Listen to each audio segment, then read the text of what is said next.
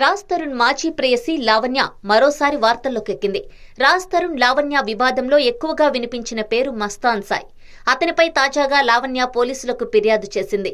అమ్మాయిల్ని ట్రాప్ చేసి వారి ప్రైవేటు వీడియోలు తీసి బెదిరింపులకు పాల్పడుతున్నాడని, కొంతమంది సెలబ్రిటీల ఫోన్లను హ్యాక్ చేసి వారి ప్రైవేటు వీడియోల్ని కూడా రికార్డ్ చేశారని ఫిర్యాదులో పేర్కొంది. కొన్ని వీడియోలను పోలీసులకు ఇవ్వడంతో పోలీసులు వెంటనే మస్తాన్ సాయ్ని అరెస్ట్ చేసి ఆ హార్డ్ డిస్క్ స్వాధీనం చేసుకున్నారు. మస్తాన్ సాయ్ దగ్గర 300 ప్రైవేటు వీడియోలు ఉన్నాయంటూ పోలీసులకు ఫిర్యాదు చేసింది లావణ్య. పూర్తి వివరాల్లోకి వెళితే మస్తాన్ సాయ్, లావణ్య గతంలో వరలక్ష్మి టిఫిన్స్ కేసులో డ్రగ్స్ విషయమై అరెస్ట్ అయ్యారు. అనంతరం బయటకొచ్చారు. అయితే ఈ కేసులో ప్రముఖ వ్యక్తులకు సంబంధించిన ఫోటోలు, వీడియోలను మస్తాన్ సాయ్ రికార్డ్ చేసుకున్నట్లు సమాచారం. అయితే గతంలోనూ లావణ్యపై అత్యాచారం చేసిన మస్తాన్ సాయ్ ఇలాగే వీడియోలు తీసినట్టు తెలుస్తోంది.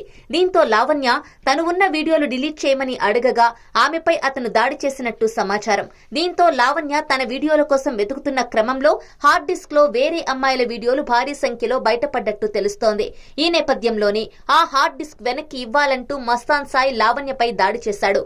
ఆమె ఆ వీడియోలు ఇవ్వకపోవడంతో లావణ్యను చంపే ప్రయత్నం చేశాడు. దీంతో లావణ్య అతనిపై నార్సింగ్ పోలీస్ స్టేషన్ లో కంప్లైంట్ చేసి ఆ 300 వీడియోలు ఉన్న హార్డ్ డిస్క్ ని పోలీసులకు అప్పగించింది. తనతో పాటు 100 మంది అమ్మాయిల జీవితాలను కాపాడాలంటూ ఆమె పోలీసులను కోరినట్లు సమాచారం. దీంతో ప్రస్తుతం మస్తాన్ సాయ్ ని పోలీసులు అదుపులోకి తీసుకున్నారు.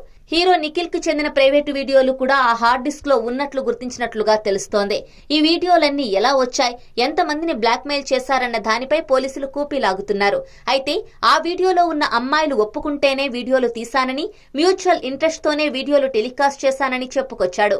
కానీ ఇప్పుడు ఆ వీడియోలతోనే లావణ్య తనను బ్లాక్మెయిల్ చేస్తోందని మస్తాన్ సాయ్ చెప్పుకొచ్చాడు.